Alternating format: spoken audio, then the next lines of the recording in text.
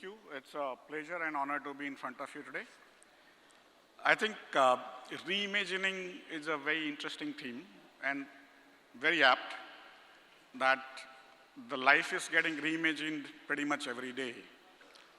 And so reimagining capital markets in a way is something which I have been doing all my life, but it's an occasion to share with you how the capital markets have evolved and how they will evolve in future.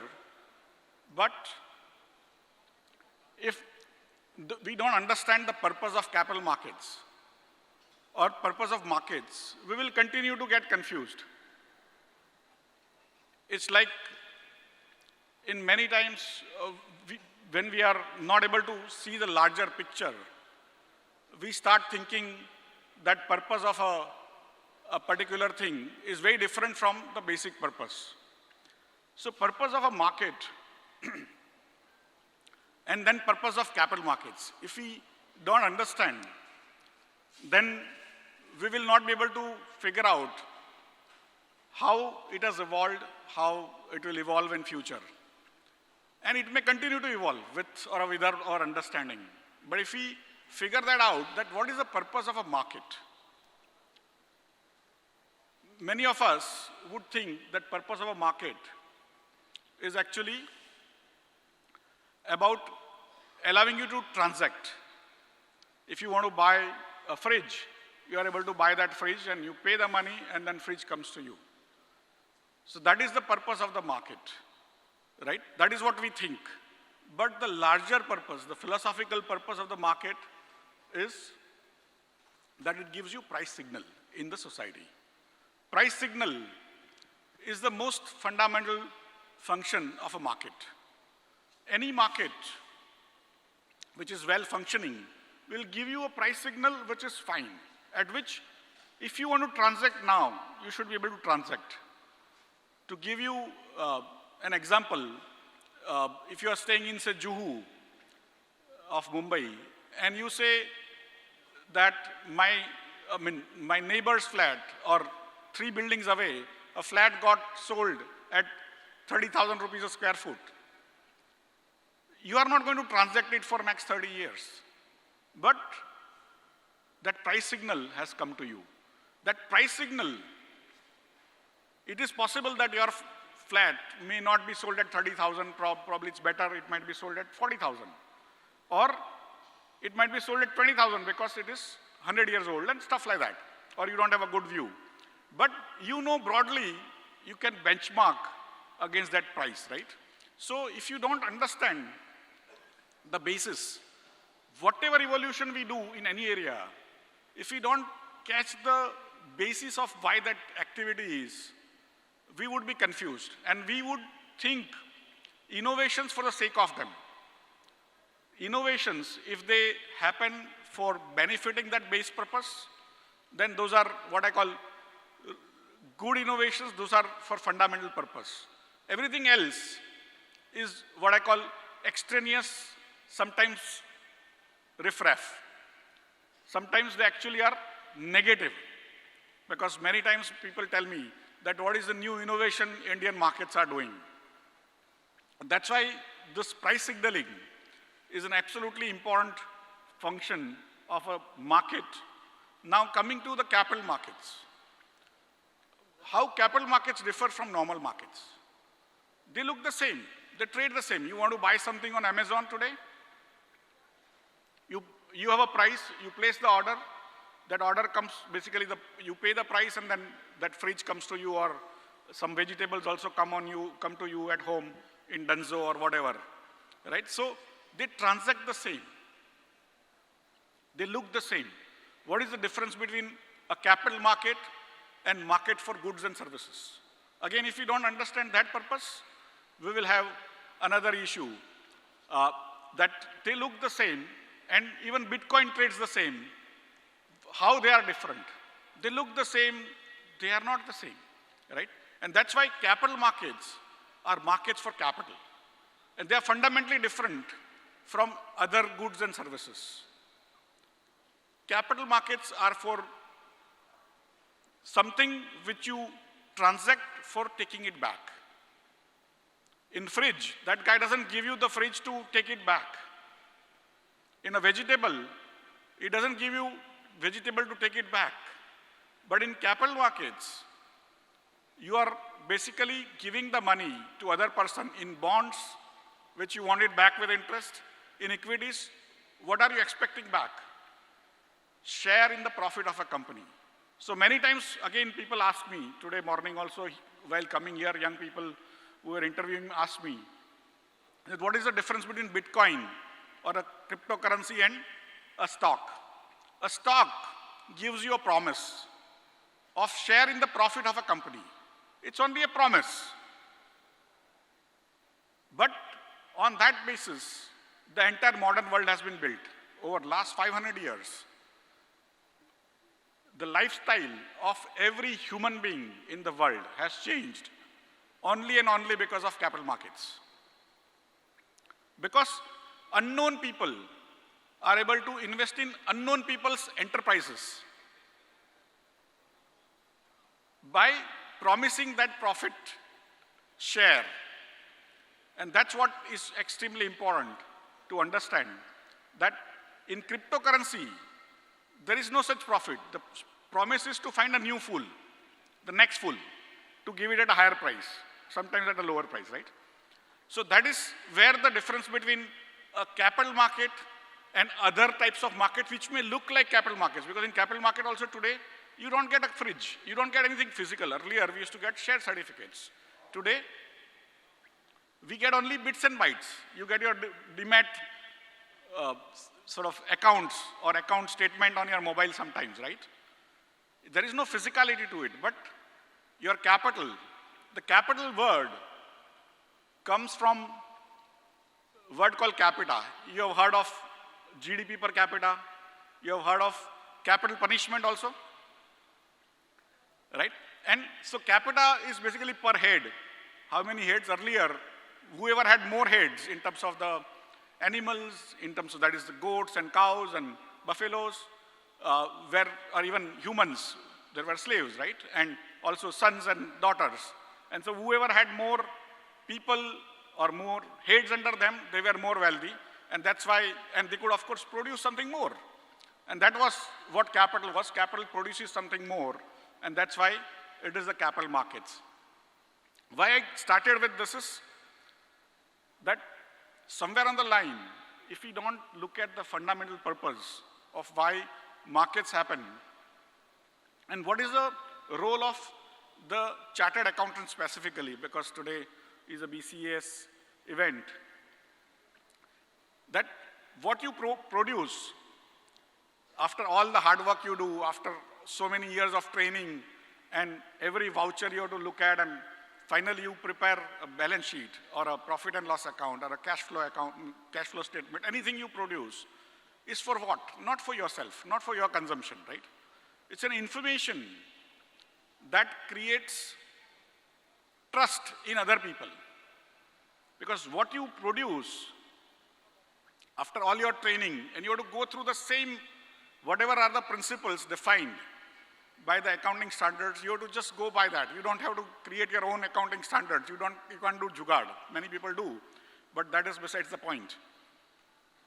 You need to basically create your chartered accountants are what I call harbingers of trust in the capital markets of the world.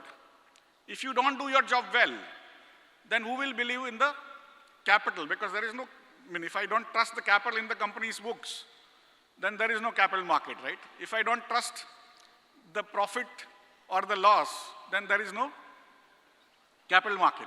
So together, stock exchanges, regulators, and the parliament, judiciary, chartered accountant, company secretaries, all of us put together, basically what we create is what I call trust.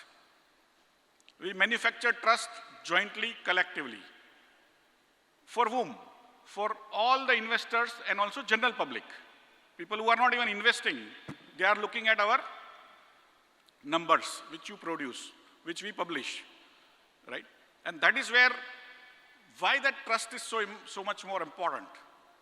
A person sitting in Dibrugarh or Jorhat or Srinagar is putting her hard-earned money in a company doing some manufacturing in Salem in Tamil Nadu. That 1,000 rupees she is putting in is important to her. And she has a complete trust that that 1,000 rupees which she is buying that share with, all the information chartered accountants are producing, the auditors are producing are correct. That that signaling about profits, about the assets of the company are correct. And the promoter or the entrepreneur who is running it, the manager who are running this company, are not going to run away with that money. Whenever the company makes profit, they will not siphon off. And that money will have small, tiny share which is available to her as a dividend or share of profit. And that is such a great leap of faith, right? In a poor country like ours, with $2,700 per capita income, we are amongst the lowest in the world, probably in the last quartile. But today, we have pretty much the 4th largest market in the world of people, unknown people, sitting 2,000 kilometers away, trusting in unknown people's enterprise and putting money, right? It is so brilliant. It is so unbelievable that in a poor country, even in a rich country, brothers don't give money to brothers. Sisters don't give money to sisters. How a person sitting in Jorhat or Dibrugarh is giving her 1,000 rupees to another person. And for me, that is what the miracle that has happened of trust in India over last 150 years. The first stock exchange in India started in 1875. Of course, before that also people were trading in stock markets. But 1875 is when the first Native Share and Stockbrokers Association was set up. And now next year it will be 150 years of setting up of BSE. And that trust is largely the trust in the entrepreneurs of India who are actually abiding by that trust. And whenever profits happen, they actually share with the investors. And there are many promoters or managers, they also siphon off. They slowly drop out. Companies which do well initially, also they sometimes drop out, but there is an economic cycle of the company which comes and goes. But that is basically why the stock market's purpose, the market's purpose, price signaling, the stock market's purpose or the capital market's purpose, and then the chartered accountants, the company secretaries have to comply, they have to ensure that the company does what is required by the law, and so on and so forth, right? So that's broadly what I wanted to create a base for the thinking. And so somewhere on the line, 1875 came, BSE was set up, and then over a period, 22 exchanges got set up. India became independent, more exchanges set up because the basic technology was floor. And what is the technology that I'm talking about? There is a framework of transaction processing. That is on a floor of an exchange, what you used to do. People used to trade on your behalf by having hand signals. Today, it happens across the country or across the world. But they only do transaction processing. You pay the money, you get the ownership rights. That is like getting married. You get married, everyone is there, of course priest is there, he gets it done, and then you have to go home and live your life happily or unhappily ever after, right?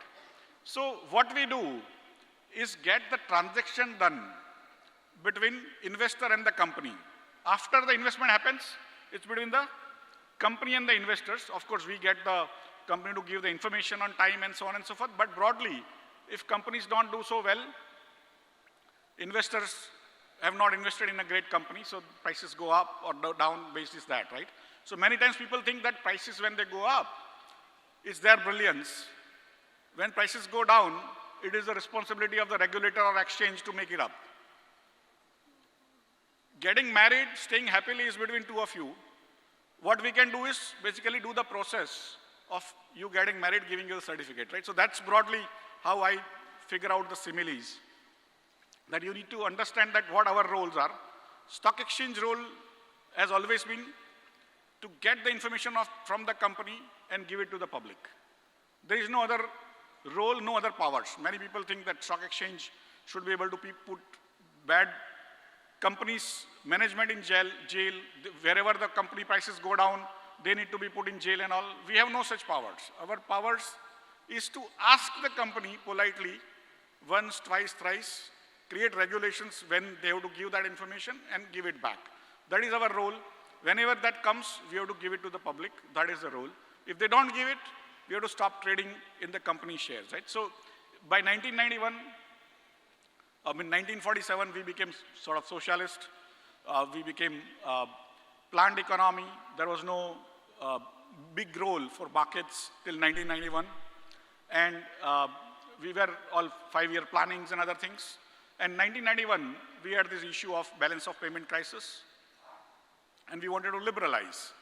And that's where basically stock prices started going up. And people thought, or at least government thought, that it's because they are liberalizing, stock markets are going up. Because earlier we were giving a lot of importance to the banks. And we wanted to give a little more importance to the markets. There are two parts of life. One is what I call intermediation. Other is called disintermediation. Banks are intermediaries. They take money from you on principal basis and then give money to people who borrow on principal basis. If the borrower fails, still the bank has to make money good. That is what I call intermediation. In our case, we don't take money from investors. Investor gives money directly to the company, or in some secondary markets, they actually buy the share in the profit from third parties, right? So we, in a way, ours is a disintermediation part. So government wanted to go from pure intermediation to some amount of disintermediation. Today, Germany is more on intermediation banking system wise. America is more on the disintermediation side, just to give you a perspective. So government wanted to give some more importance to the markets, capital markets, and that's why the government thought that we are liberalizing, markets are going up, and that's a good thing, it's a good signal for us. But at some point they realized that it was not because of their policies, but because somebody else was taking money out of RBI, using some means and putting into stock markets. And that's where the Harshad Mehta scandal happened. And at that time, the government said that we need to reimagine. At that time, what we are trying to do now, the government wanted to do that in 1992. And so they reimagined, they set up a committee. And there were several committees before that.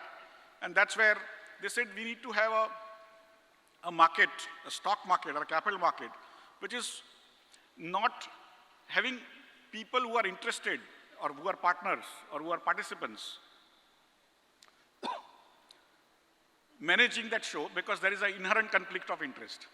It's like a cricket player who is also playing, become an umpire, then of course he will not give his friend out.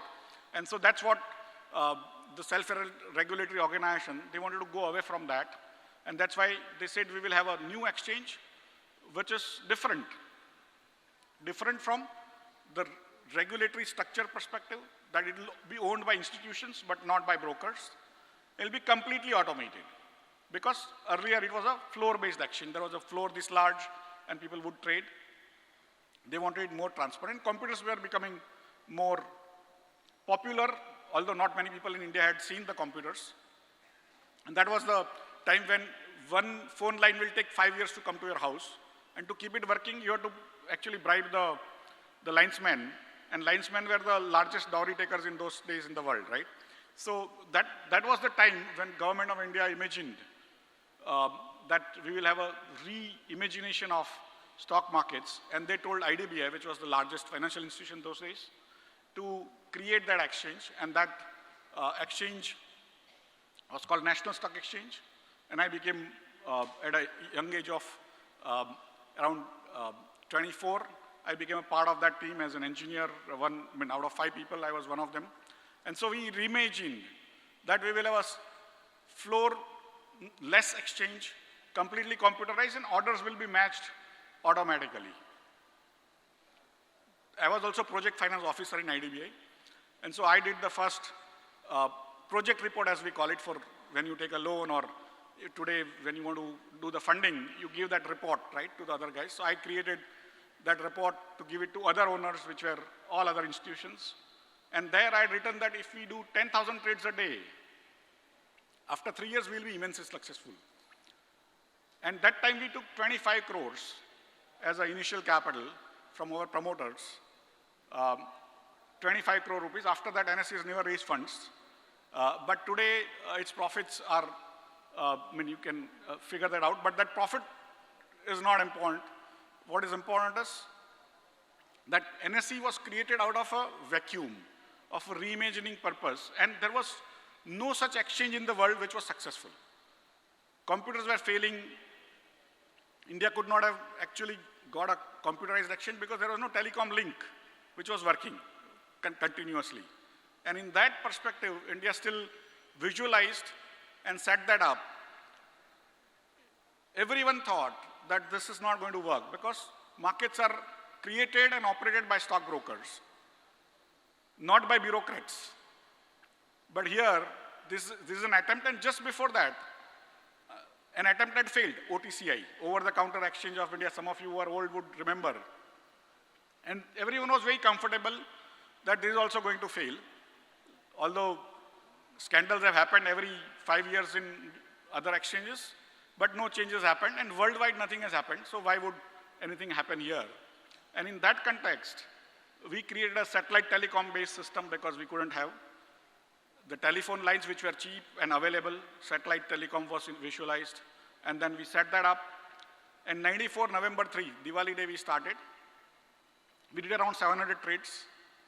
And after that, it came down to 200, 150 like that. And then today, on a good day,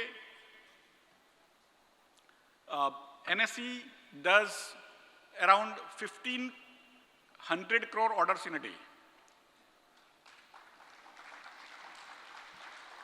We are celebrating 30 years of our starting this year. We started on November 3, 94. So we'll complete operations in equities. In bonds, we started slightly early. But November 3, 94 to now, literally 30 years, we do around 1,500 crore orders a day in a response time which is few microseconds. 1 second has 10 lakh microseconds. The difference between a second and a microsecond is the same as a day, 1 day, and 3,500 years. If you say, aaj nahi karte hain, kal karte hain, that postponement could cost you the entire civilization, right?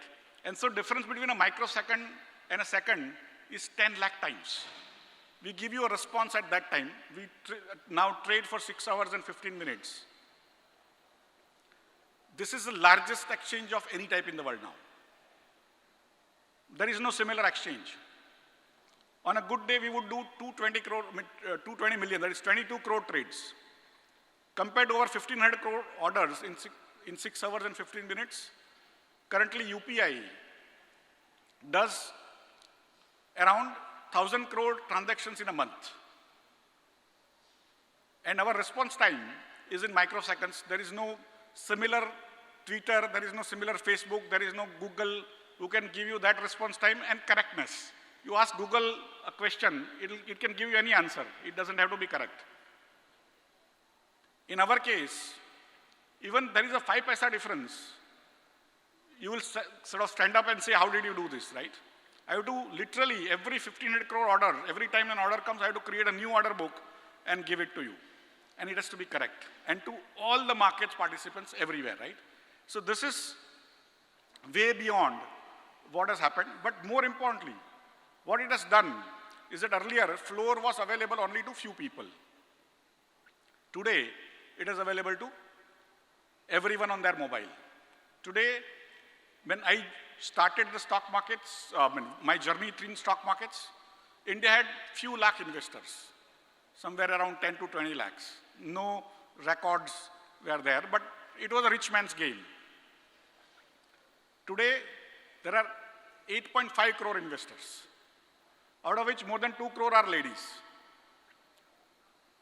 And more than 5 crore households, which invest directly through stock markets, account for 17 or 18% of India's total households. India's 17% of households are now investing in completely third-party enterprises, it is a great leap of faith. To give you a perspective, at 2,500 crore, I mean 2,500 or 2,700 dollars per capita GDP, there is no market like this in the world. At $5,000 per capita, there is no market like this in the world. At $10,000 per capita, there is no market like this in the world. At $20,000 also, there is no market like this in the world. Only one market is there at $20,000, whose name is China. Whenever stock prices go down, government A team goes and buys. I don't know how many of you know about China. Whenever prices go down in the stock markets, government people go and buy. In India, government people don't buy, they only tax us, right?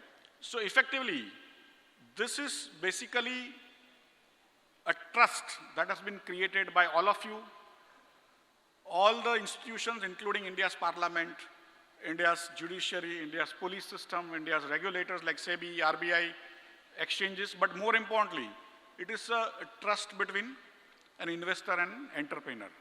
And what you do as chartered accountants is an absolutely important part, that you are helping maintain that trust. And that is what I want to tell you, that 30 years since NSE was created, when NSE started, the total market capitalization of India was 4 lakh crore rupees. 4 lakh crore rupees. Today I have many companies which are more than 4 lakh crore. But total market cap today of India is 3.65 crore.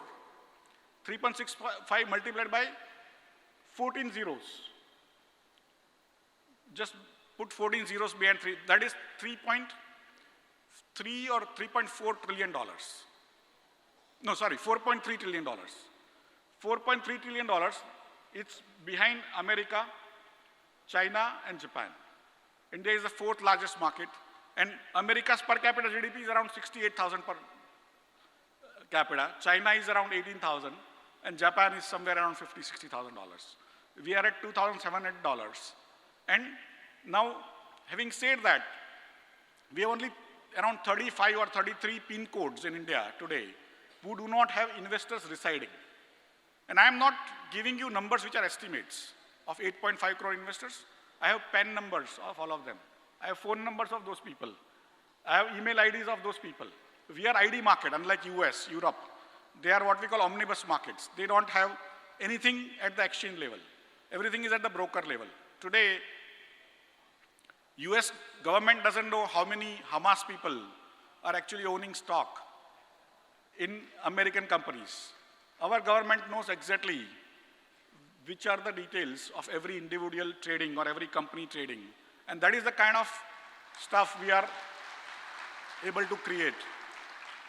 So in terms of the technology of transaction processing, there is no similar country in the world. On some days, we do 40–45% of all trades in the world at NSE. You add up all exchanges, New York Stock Exchange, NASDAQ, Chicago, London, everything, we would be doing 40–45% of that trades.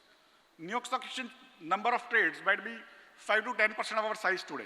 We look up to them, but the number of trades, because our value is less, we may not be reaching out on the value side, but the number of trades, we are now the largest in the world, right? And those are the things we have done, but that is for transaction processing. On the actual relationship between the company and the investors is more important, right? When I can sell a car, earlier it used to take 7 days to buy a car, now it takes 1 second.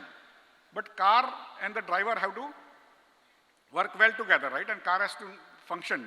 So what we have done well is in the transaction processing side, that is car selling side, but not on the relationship between the company and the investors. That's where, if you see, when I was young in 91, when I joined, getting annual reports were a rarity.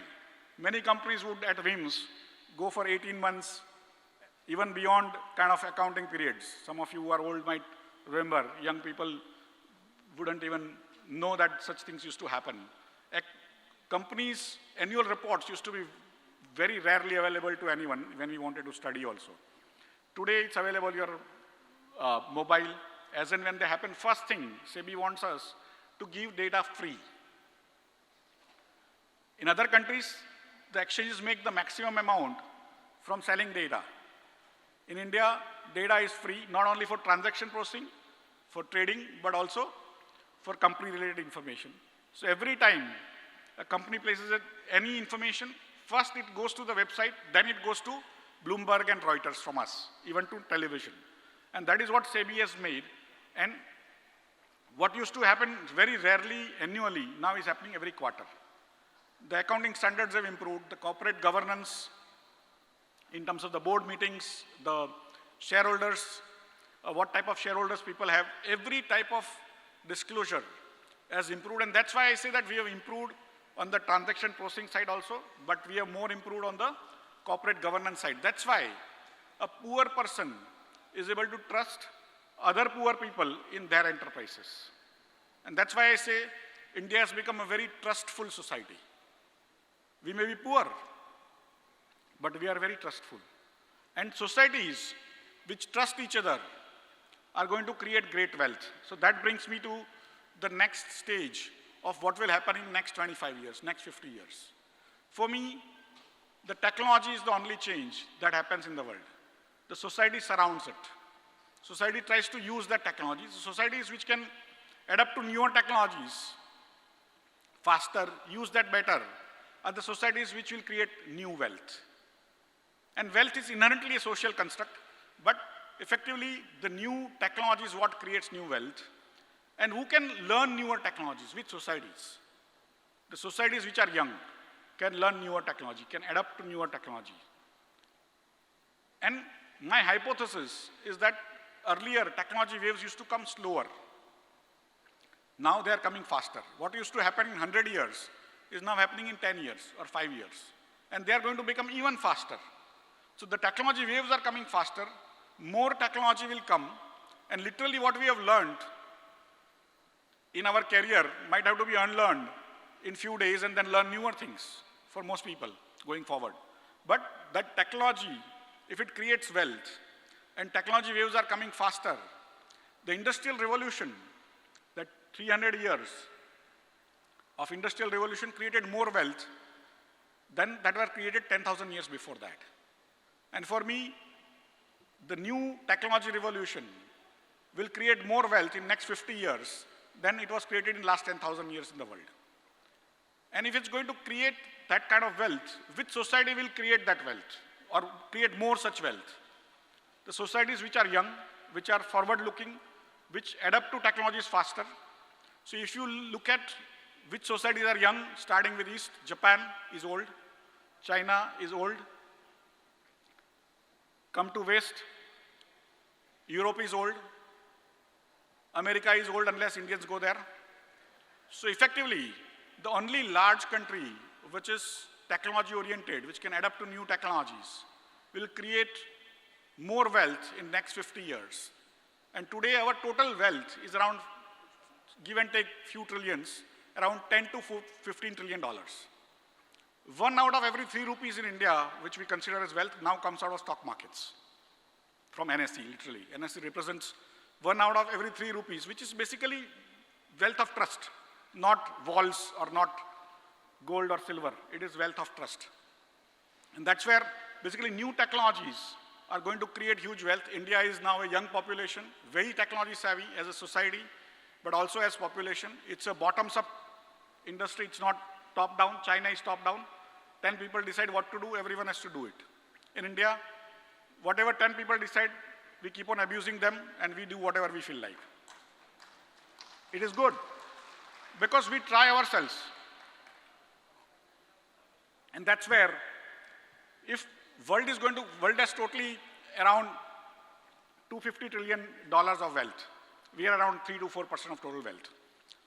If world is going to create $250 trillion of more wealth,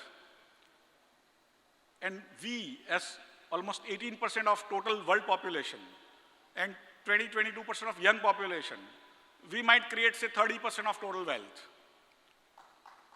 And that will be like 250 into 30 is barely $75 trillion, vis-a-vis today's 10, $12 trillion. So we'll literally go to $100 trillion.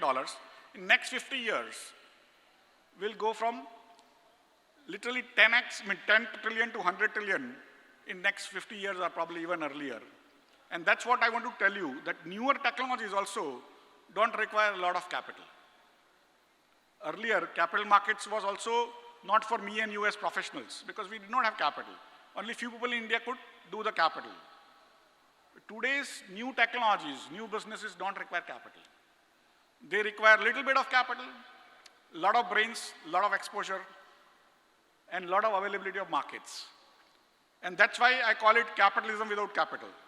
The next 25 years, 50 years is going to be capitalism without capital or capitalism with very little capital. But the wealth that will be created will be immense. We have seen the trailer in last 25 years. Infosys, when its issue came in early 90s, it was 70 rupees per share. Issue failed because nobody heard of IT companies. And underwriters had to forcibly buy those shares and they became accidental billionaires. It was literally very low capital company, created tremendous wealth, right? And after that, we have seen so many of them, which includes later on Flipkart and others for their promoters. But effectively, the new future is capitalism with little capital, lot of brains. That's why I call it capital without capital. But still, you create capital, even that small little capital, which was not available to people. Today, India has created that ecosystem where people are able to invest in other people, and NSE has created a small, medium sector enterprises markets where you can raise even 5 crore rupees, 10 crore rupees for your enterprise if you want to do it, and other people are able to invest from across the country or across the world in your enterprise, and some of them are now becoming thousands of crore companies. So today, around 412 companies are listed on emerged market, we call it emerge, SME market. And now they have become worth 1 lakh crore rupees.